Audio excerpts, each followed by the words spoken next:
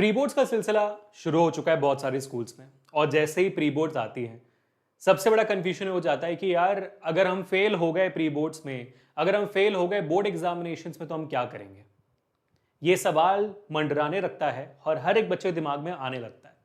I am hoping कि आपके दिमाग में भी आ रहा होगा कि व्हाट इफ मेरे मार्क्स कम आए, व्हाट इफ मैं बोर्ड एग्जामिनेशंस में फेल हो जाऊं तो क्या होगा। आज मैं इसी के जवाब के साथ आपके सामने एक बहुत ही बेहतरीन सेशन लाया हूं। वीडियो अच्छी लगती है तो make sure hit the like button, share this video, subscribe to the channel, क्योंकि आज आप एकदम फील हैप्पी होके जाओगे सेशन से।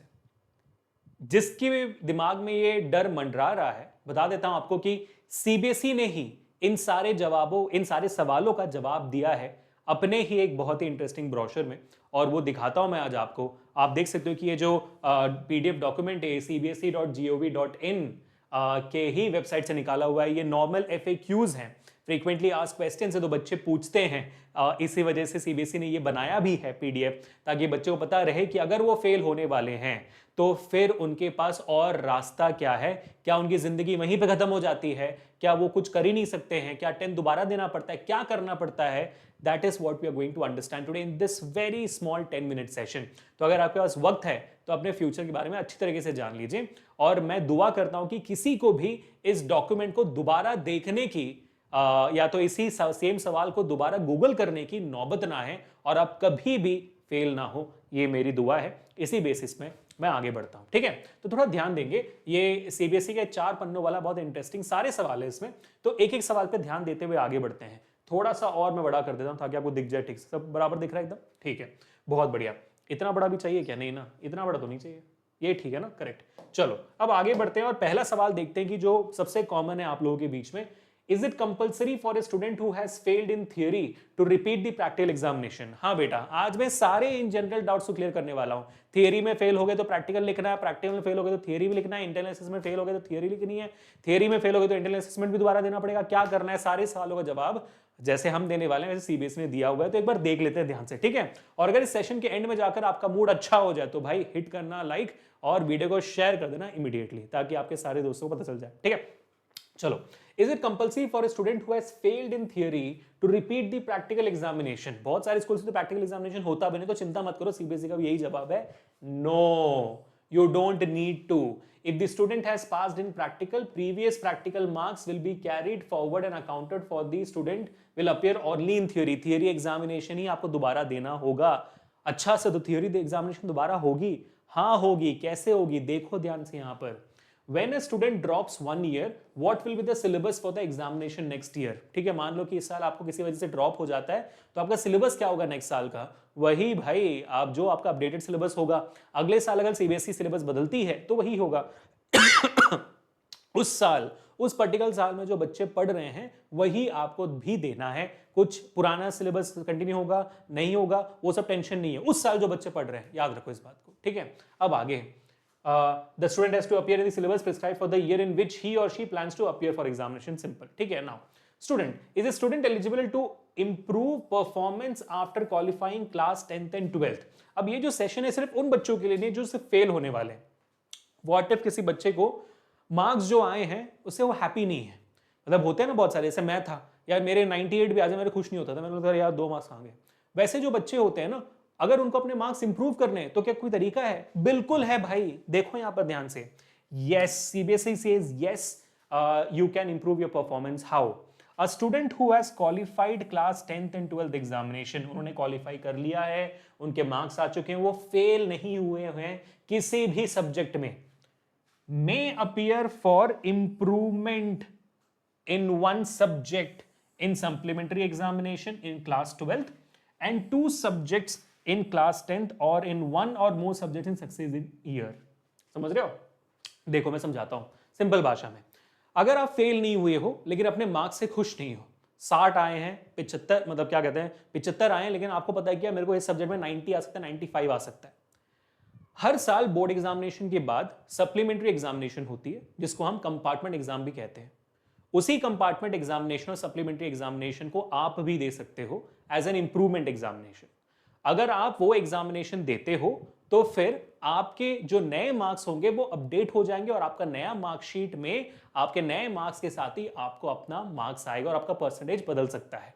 तो हर क्लास 12th के बच्चे के लिए आप सिर्फ एक सब्जेक्ट में इंप्रूवमेंट एग्जामिनेशन दे सकते हो और क्लास 10 के बच्चे के लिए वो 2 सब्जेक्ट में एग्जामिनेशन दे सकता है। इनफैक्ट वो उसी साल के कंपार्टमेंट एग्जामिनेशन में और उसके आने वाले अगले साल के कंपार्टमेंट एग्जामिनेशन में भी दे सकता है। यानी कि मान लो इस साल के कंपार्टमेंट या इंप्रूवमेंट एग्जामिनेशन में क्लास 10th आपको नहीं देना, आप खुश हो अपने मार्क्स से, लेकिन अगले साल पता चला कि यार ये तो मुझे कोई मेरे को कोई स्कूल स्ट्रीम ही नहीं दे रहा जो मेरे को स्ट्रीम चाहिए, साइंस का मैथ्स का कुछ भी मेरे को दे ही नहीं रहा कोई स्ट्रीम। कोई वो स्कूल बोल रहा है पीसीएम ने नहीं मिलेगा, ये स्कूल बोल रहा है पीसीबी में नहीं मिलेगा, पीसीएम भी कहीं नहीं मिल रहा, मैं क्या करूं या क्या करूंगी। तब जाकर अगर आपको ये रियलाइजेशन स्ट्रक होता है, अगर ऐसे आपका एक नौबत आ जाती है, तो आप अगले साल भी, आप 10th में इस साल हो, अगले साल 11th में रहोगे, तो नहीं जा पा रहे हो 11th में, तो आप अगले साल भी कंपार्टमेंट एग्जामिनेशन में अपना ये क्या कहते हैं मार्क्स देकर, मतलब क्या कहते हैं अपना एग्जामिनेशन देकर अपने मार्क्स इंप्रूव करवा सकते हो। चिंता बिल्कुल नहीं करना आप, ठीक है। तो मार्क्स इंप्रूवमेंट का भी पूरा स्कोप है guys, even if you are failing or not, ठीक है। बढ़िया, हैप्पी हो गए थोड़े बहुत, चलो अब आगे बढ़ते हैं। तो और दूसरी बात, इसमें कोई भी लाज लज्जा और शर्म बिल्कुल मत रखना कि आप इंप्रूवमेंट एग्जामिनेशन देने जा रहे हो अपने मार्क्स को इंप्रूव करने के लिए। बहुत सारे बच्चे शर्मा के ही नहीं देते हैं कि लोग क्या बोलेंगे, देखो इंप्रूवमेंट एग्जामिनेशन जा रहे हैं। भाई लोगों से क्या फर्क पड़ता है, अगर आपका 10th का परसेंटेज 65 से 78 हो सकता है तो आप क्यों नहीं दोगे। अगर आपका 10th का परसेंटेज 84 से 96 पहुंच सकता है तो क्यों नहीं दोगे भाई। लोग क्या बोलेंगे, क्या फर्क पड़ता है, एक साल के बाद उनको याद भी थोड़ी रहेगा। आपका कॉलेज इंप्रूव होगा, आपका जॉब एप्लीकेशन इंप्रूव होगा, आपका रेज्यूमे इंप्रूव होगा, आपकी नौकरी इंप्रूव होगी, आपकी जिंदगी इंप्रूव होगी। तो शर्मा कर इस बात से मुखर मत जाना, ठीक है। चलो अब आगे बढ़ते हैं भाई साहब, और कुछ और सवाल जो बच्चों ने पूछा है वो भी मैं आपको दिखाता हूं, ठीक है। ये भी बहुत इंटरेस्टिंग सवाल है। How many times can a student of class 10th and 12th appear in supplementary examination, है ना। अब ये उन बच्चों के लिए है जो बच्चे कंपार्टमेंट एग्जामिनेशन देने वाले, यानी कि जो एक या दो सब्जेक्ट्स में फेल हैं, उन बच्चों का क्या, कितनी बार वो कंपार्टमेंट एग्जामिनेशन दे सकते हैं, ठीक है। जैसा मैंने कहा, बोर्ड एग्जामिनेशन के बाद जुलाई के महीने में आपका कंपार्टमेंट एग्जामिनेशन होता है। अगर आप एक या दो सब्जेक्ट में फेल हो तो फिर आप वो कंपार्टमेंट एग्जामिनेशन उन सब्जेक्ट के लिए लिख सकते हो, आपको सारे सब्जेक्ट्स के लिए लिखने की जरूरत नहीं है। हाँ, अगर आप बाकी सारे सब्जेक्ट्स के लिए इंप्रूवमेंट एग्जामिनेशन लिखना चाहते हो तो कंपार्टमेंट एग्जामिनेशन के साथ लिख सकते हो, उसमें कोई प्रॉब्लम नहीं है। समझ रहे हो, जैसे आपके 5 सब्जेक्ट है, साइंस, मैथ्स, एसएसटी, इंग्लिश और एक लैंग्वेज सब्जेक्ट होगा। आप साइंस में मान लो फेल हो गए, आप इसका कंपार्टमेंट एग्जाम लिख सकते हो। मैथ्स और बाकी सब्जेक्ट्स में आपके जो मार्क्स हैं वो उतने अच्छे नहीं, आप उसको इंप्रूव करना चाहते हो, तो आप इसका कंपार्टमेंट और बाकी तीनों का इंप्रूवमेंट लिख सकते हो। Absolutely yes, it is possible. Isn't that great guys, है ना। ठीक है, तो ये याद हो गया। अब मान लो कि आपने जब कंपार्टमेंट एग्जामिनेशन आपके जुलाई के महीने में लिखा अपने बोर्ड एग्जामिनेशन के बाद, अब उसका जब रिजल्ट आता है अगस्त या सितंबर में, उसमें आप फेल हो गए, उसमें भी आप पास नहीं हो पाए, तो चिंता बिल्कुल मत करिए। नेक्स्ट ईयर जब बोर्ड एग्जामिनेशन होगा, आपको मिलते हैं 3 अटेम्प्ट, दोबारा ध्यान से देखो, आपको मिलते हैं 3 अटेम्प्ट। पहला अटेम्प्ट तो हो गया भाई, ठीक है, पहला अटेम्प्ट तो हो गया, आपने उसी साल लिख दिया, आपको नहीं मिला, ठीक है। पहला अटेम्प्ट होता है सेम ईयर में, ठीक है। अब दूसरा अटेम्प्ट कब होता है, दूसरा अटेम्प्ट होता है जब अगले साल वही बच्चे बोर्ड एग्जामिनेशन दे रहे होंगे मार्च के महीने में, उन्हीं के साथ आप वही बोर्ड एग्जामिनेशन दे सकते हो, वो आपका कंपार्टमेंट के जैसे देखा जाएगा, ठीक है। दूसरा आप देख सकते हो नेक्स्ट ईयर बोर्ड एग्जामिनेशन, जो मार्च में होता है, ठीक है, मार्च में होता है। अब मान लो कि भाई उस साल भी जब आपने उन बच्चों के साथ, अपने जूनियर्स के साथ उनका बोर्ड एग्जामिनेशन दिया और आप तब भी उस कंपार्टमेंट एग्जामिनेशन में फेल हो गए उस सब्जेक्ट में, तब आपको तीसरा एक और मौका मिलता है। आपने तीसरा एक और मौका कब अपनाया, आपने क्या किया, जब इन बच्चों का मतलब यानी कि 2023 चल रहा है, 2024 में आपने एग्जामिनेशन लिखा, कंपार्टमेंट हो गए, 2025 में वही सब्जेक्ट में लिखा, नहीं हो पाए, लेकिन उसी 2025 में जब दोबारा जुलाई के महीने में कंपार्टमेंट एग्जामिनेशन होगा 2025 के बच्चों के लिए, तब आप उसमें दोबारा दे सकते हो, ठीक है। ये होगा आपका नेक्स्ट ईयर का जुलाई का कंपार्टमेंट एग्जाम, ये होता है आपका तीसरा attempt for a subject for compartment examination. 3 attempt आप कर सकते हो, इवन कंपार्टमेंट के लिए भी, एक सब्जेक्ट के लिए। तब तक आप दूसरे ग्रेड में चले जा सकते हो, 11th में जा सकते हो, कंपार्टमेंट दे सकते हो, पूरा मौका है आपके पास। और अगर मान लीजिए कि इसके बाद भी आप नहीं हो पाए, तब आप फेल करार किए जाते हो। फिर आपको दोबारा 10th ग्रेड में अप्लाई करना पड़ेगा, या तो ओपन या तो फॉर स्कूल में, उन सब्जेक्ट्स के लिए। इन तीनों के बाद उन सब्जेक्ट में आप फेल करार दिए जाते हो, फिर आपको वो क्लियर करना पड़ेगा। ठीक है बेटा, समझ में आ गया? या तो ओपन के थ्रू या तो फिर किसी स्कूल के थ्रू। लेकिन 3 अटेम्प्ट में तक 100 के 100% बच्चे पास हो जाते हैं। 3 अटेम्प्ट है यार, कम ऑन, है ना? ठीक है, तो ये था इसका जवाब। मैं एक बार पढ़ के दिखा देता हूं। A student placed in supplementary can reappear in July, August in the same year. He or she may also avail second chance in February, March, April next year, and may further avail third chance in the supplementary exam to be held in the month of July, August of that year. ठीक है, ये possibility है। अब आगे बढ़ते हैं to the next question. What is passing criteria for class 12th और class 10th? Same है भाई, 33% लाना है आपको। A student has to pass in 5 subjects as offered by the student. Further, student should have obtained 33 marks in theory and practical separately combined too. ठीक है, combined भी 33 marks लाने हैं, इंडिविजुअल भी प्रैक्टिकल्स में और थियोरी में आपको 33% लानी ही है। प्रैक्टिकल को मजाक में मत लेना, 7 मार्क्स मिनिमम चाहिए वहां पर। ठीक है, चलो, ये 10th के लिए भी सेम है, 12th के लिए भी सेम है, और इनफैक्ट अगर आप एडिशनल सब्जेक्ट लेते हो तो 6 सब्जेक्ट्स हो जाएंगे यहाँ पे। ठीक है, आपको एडिशनल सब्जेक्ट में भी पास होना होता है। 6th question, can a student simultaneously appear for improvement as well as additional subject exam? Additional subject exam, ठीक है, तो can a student subsequently appear for improvement as well as additional subject exam? ये possible नहीं है। ठीक है, आप improvement examination और एडिशनल सब्जेक्ट एग्जामिनेशन साथ में नहीं दे सकते हो। जैसे मान लो 10th में आपने इस साल एडिशनल सब्जेक्ट नहीं लिया, नेक्स्ट साल ले रहे हो, और नेक्स्ट साल आपको 10th का एडिशनल सब्जेक्ट एग्जामिनेशन देना है इंप्रूवमेंट के साथ, वो नहीं हो सकता। ठीक है, no, a student appearing for improvement in 1 or more subjects can not appear for additional subject simultaneously, not possible. ठीक है बेटा, इस बात को भी आपको ध्यान देना है। अब हमने देखो 2 पेज कर लिया। अब तक आपको कोई भी डाउट आ रहा है तो let me know in the comment section after this video. मैं आगे आने वाले बाकी 2 पेजेस के बारे में बता देता हूं। और जैसे मैंने कहा, ये सारे जवाब मेरे भी हैं, सीबीएसई के भी हैं, तो इन सबको भूलना मत। ये लक्ष्मण लकीर है, इसके बाद कुछ नहीं होगा, इसके पहले भी कुछ नहीं होगा। ठीक है, अब आगे बढ़ते हैं to the 3rd page, and which I think is one of the most important pages, क्योंकि अगर आपको कंपार्टमेंट एग्जामिनेशन भी नहीं देना है तो ये है वो पेज जो आपको जवाब देगा। कैसे? ध्यान से देखना बेटा, सीबीएसई ये पूरी कोशिश करती है आपको कि जैसे तैसे आप पास हो जाओ, ये पूरी कोशिश करती है सीबीएसई, और इसका सबसे बेस्ट एग्जांपल है ये। What is the procedure if any student is not satisfied with their marks? Number 1 है इंप्रूवमेंट एग्जामिनेशन दो। लेकिन अगर आपको कोई एग्जामिनेशन देना ही नहीं और आपने कह दिया, आपको भरोसा है कि यार मैं अच्छे से लिखकर आया था, आई थी, ऐसा हो ही नहीं सकता मेरे को कि मेरे को इस सब्जेक्ट में कम मार्क्स आ रहे हैं, हो ही नहीं सकता। अगर आप इतने कॉन्फिडेंट हो तो आपको एग्जाम देने की जरूरत नहीं है। एग्जाम देने से पहले, जो कब होता है इंप्रूवमेंट एग्जामिनेशन, कंपार्टमेंट एग्जामिनेशन? जुलाई और अगस्त के महीने में। आप चाहो मई के महीने में जब रिजल्ट आता है, उसी के 4 दिन के बाद एक प्रोसेस शुरू होता है, और उस प्रोसेस को कहते हैं वेरिफिकेशन ऑफ मार्क्स और री इवैल्यूएशन ऑफ योर पेपर। इसमें 3 तरीके होते हैं जिसके थ्रू बच्चे अपना मार्क्स बढ़ा सकते हो आप। कैसे? ध्यान से देखिए। ठीक है, पहला तरीका होता है वेरिफिकेशन ऑफ मार्क्स। आपने देखा कि भाई मेरे को केमिस्ट्री में या तो साइंस में आए हुए हैं 75 मार्क्स आउट ऑफ 100, मतलब 80 का अगर पेपर होता है तो मान लो 55 मार्क्स आए हुए, लेकिन आपको पता है कि यार मैंने इस पेपर में 80 का 80 लिखा हुआ है, यहां पर इतनी गलतियां भी हो जाएंगी तो मेरे मार्क्स 55 के बदले 75 आउट ऑफ 80 आने ही चाहिए, हो नहीं सकता। तो आप बोलोगे सीबीएसई की नहीं, आपने चेकिंग में गलती की है, आप चेक करके दीजिए दोबारा। आप ये अप्लाई कर सकते हो, और ये रिजल्ट के 4 दिन के अंदर खुल जाती है विंडो। आपको रजिस्टर करना होता है और उसके लिए छोटी सी फीस होती है, पर सब्जेक्ट 300 या 100 रुपए होती है। ठीक है, आपने क्या किया, आपने बोला कि भाई आप चेक करके दो मेरे को भी, तो अभी सीबीएसई ने बोला कि ठीक है हम चेक करते हैं। अब इस चेकिंग में आपका जो पेपर है पूरा चेक नहीं होता है, इसी वजह से इसको कहते हैं वेरिफिकेशन ऑफ मार्क्स को रीटोटलिंग भी कहते हैं। सीबीएसई इसको पूरा चेक नहीं करेगी, वो चेक नहीं करेगी आपके जवाब सही है कि गलत, वो चेक करेंगे कि भाई आपको क्या हर जवाब के लिए मार्क्स दिए गए हैं कि नहीं, पहला।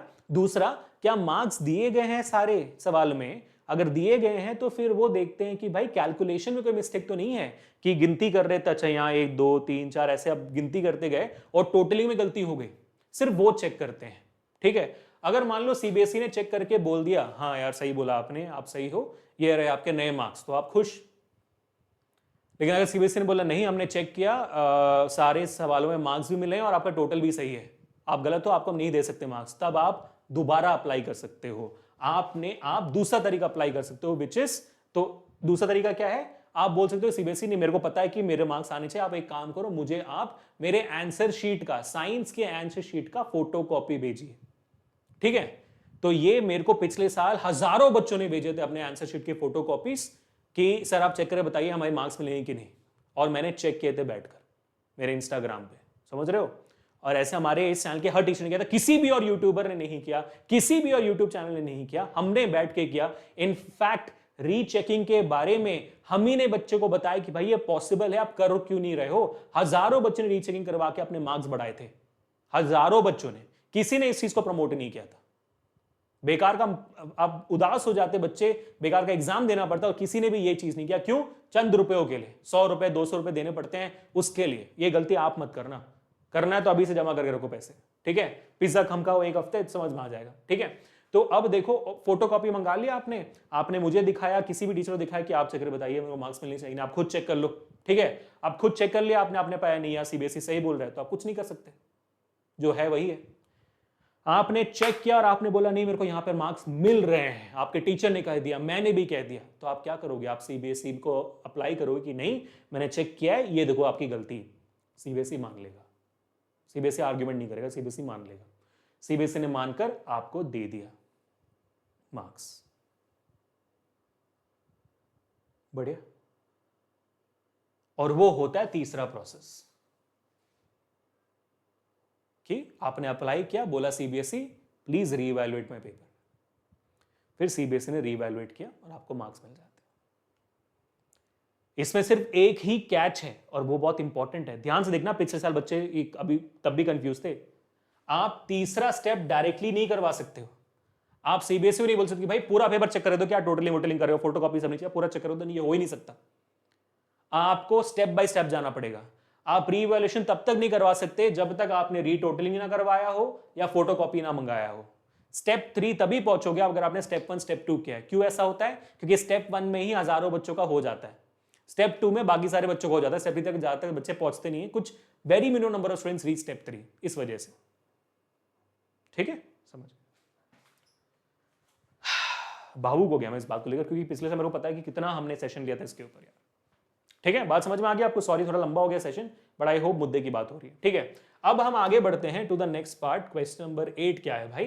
Do the marks increase or decrease after the process of verification of marks? Absolutely yes. हाँ, इंक्रीज भी हो सकता है, डिक्रीज भी हो सकता है। डिक्रीज ज्यादातर बच्चों का होता है, मतलब किसी का नहीं होता है डिक्रीज, इंक्रीज तो डेफिनेटली होता है, ठीक है। और जो आपका होगा वही आपका फाइनल होगा। हम आ चुके हमारे आखिरी पेज में। क्या है भाई? Is a new marksheet come certificate issued after verification of marks evaluation? Absolutely yes. क्या आपकी मार्कशीट नहीं आती है? बिल्कुल आती है, yes। CBSE बोलता है yes, a new mark sheet cum certificate is issued in case of change of marks. It is issued only after the old mark sheet cum certificate has been surrendered. आपको अपने पुराने mark sheet को surrender करना पड़ेगा, नया mark sheet तभी आएगा। दो मार्क शीट नहीं हो सकते बच्चे के पास, ठीक है। How can I reappear in board examinations? A student who have failed in class 10th or class 12th board exam can reappear as a private student or as a regular student admitted in school for further, ठीक है। अगर आप 10th और 12th fail हो जाते हो, compartment नहीं, कुछ नहीं कर पाए, आप फेल हो गए, तब रीअपियर कर सकते हो as a private candidate or as a part of school, अगर वो एग्री करते हैं तो। Let me also remind you guys, CBSE class 10th में अपियर होने का मिनिमम एज होता है 14 साल। अगर आप 14 साल की उम्र के हो मिनिमम, तो आप 10th ग्रेड का एग्जामिनेशन दे सकते हो, नहीं तो नहीं। लेकिन सीबीएसई क्लास 10th या 12th का एग्जामिनेशन देने के लिए कोई भी अपर एज लिमिट नहीं है। There is no upper age limit, यानी कि मैं 50 साल की उम्र में भी जाकर 10th और 12th का एग्जामिनेशन दे सकता हूं। मैं 102 उम्र का भी हो जाऊं तब भी जाकर 10th और 12th बोर्ड एग्जामिनेशन दे सकता हूं। There is no upper age. आपको जितनी बार अटेम्प्ट करना है आप करते रहिए, करते रहिए, करते रहिए। बस कंपार्टमेंट एग्जामिनेशन के लिए 3 अटेम्प्ट्स होते हैं, 10th और 12th के लिए नहीं। I really hope always enjoyed this session people. और अब आपके चेहरे पे एक स्माइल होगी कि हाँ यार चिंता की बात नहीं, हम कर सकते हैं। और देखो जैसा मैंने शुरुआत में कहा था इस सेशन के, मैं चाहता ही नहीं कि आपको ये सेशन दोबारा देखना पड़े, नहीं चाहता मैं चाहता हूं कि मेरा हर बच्चा यहां पर जो सेशन देख रहा है वो अच्छे नंबर से पास हो जाए, नॉलेज गेन करके जाए। मिलते हैं नेक्स्ट सेशन में। Until this Abhishek signing off. अगर आपका इस सेशन में कोई भी डाउट हो तो कमेंट से मुझे बताइएगा, उसके ऊपर मैं एक सेशन बना दूंगा। Until meet the next time, peace people.